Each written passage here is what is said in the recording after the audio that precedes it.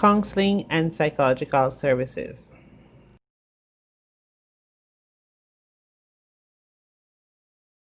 Good day. My name is Jeremy Vargas, and I am a clinical therapist at the Counseling and Psychological Services uh, here in Belize City.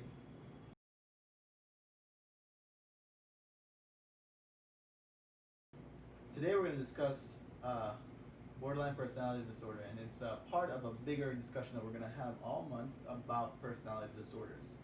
So, first of all, borderline personality disorder. What is it?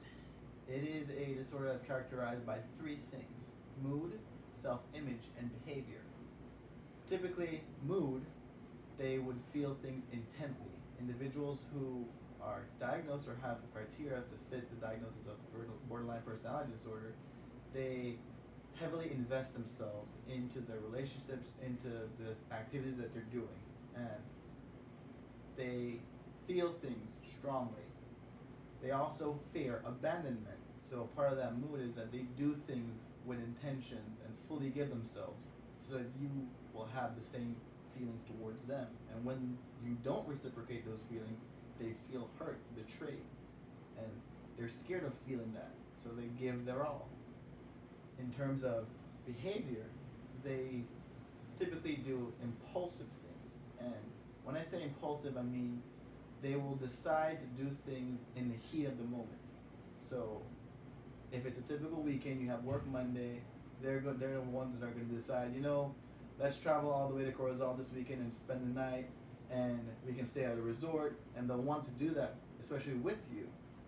Um, they won't take into consideration the lack of finances that might be there the following week.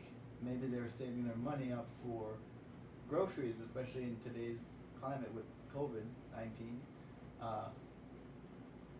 Money is not coming in as much as it used to. So they might disregard that information completely and just still decide, let's go to Corozal, let's go to a club, let's go spend all our money here, and not realize the repercussions. They also give themselves fully to their relationships, to their partnerships, to the bonds that they have, which leads to another aspect of it, the self-image. So they don't really have a clear idea of who they are, who they perceive themselves to be. So one minute they might decide, okay, it's a good idea to be wearing masks, and we should all be wearing masks, and then another they'll decide we don't have to wear masks because Belize has a low number of cases, and it is jumping from that conclusion back and forth. So they don't see the in between, that maybe in some places it's good to wear a mask and other places it isn't. That middle ground doesn't exist. It is an either or kind of mentality. In terms of prevalence, 1 in 100 people have symptoms similar to borderline personality disorders that can meet the criteria for diagnosis. And usually they'll go unnoticed, they'll go misdiagnosed because some of the symptoms are similar to other psychological conditions. To notice someone that is suffering from such a condition, you would notice that they have a trail of broken relationships. And what that means is that they'll have strong relationships that they very much value and care for, and then it'll end abruptly, maybe instantly sometimes. So you'll have a best friend for a month. Maybe you start a new job and you meet a new coworker and they become your best friend, and then after a month you realize that they just stopped talking to you. They've stopped messaging you, they've stopped inviting you out to go out to eat after lunch or after work, or to go hang out on the weekends, and then you're worried about it. You're like, that just came out of nowhere. Sometimes you'll notice that in their behavior with you, when they discuss things with you, they'll be open to new experiences. They'll be open to discussing anything just to please you. In terms of treatment for borderline personality disorder, there are two empirically based strategies: dialectical behavioral therapy and cognitive behavioral therapy. Let's talk about DBT, or dialectical behavioral therapy. It involves teaching you strategies and skills to help manage your emotional reactions and intensity. The idea being that you're gonna keep on having these emotional reactions. So it's a more lengthy process. It happens longer, and it happens with the assumption that you won't want to use the strategies, or the motivation to continue doing the strategies isn't there. So it has that relapse technique, that fail safe. So for DBT, it's over the years kind of thing rather than over session numbers.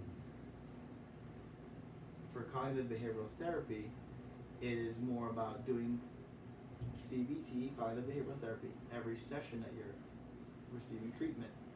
And that involves understanding your core beliefs. What are things that you believe in your heart, in your being, that affects how you interact with the world. Sometimes the core beliefs are good and they help you to positively interact with the world, because maybe you value friendship, so you're friendly to people, you act friendly to people, you're more compassionate to people. The core belief is the value of friends. However, you can also have core beliefs that are negative, in the sense that, okay, I am not good enough, so because I'm not good enough, I am going to do all that I can, but I will fail anyways. So then that's what leads to that abandonment belief in most people with borderline personality disorder.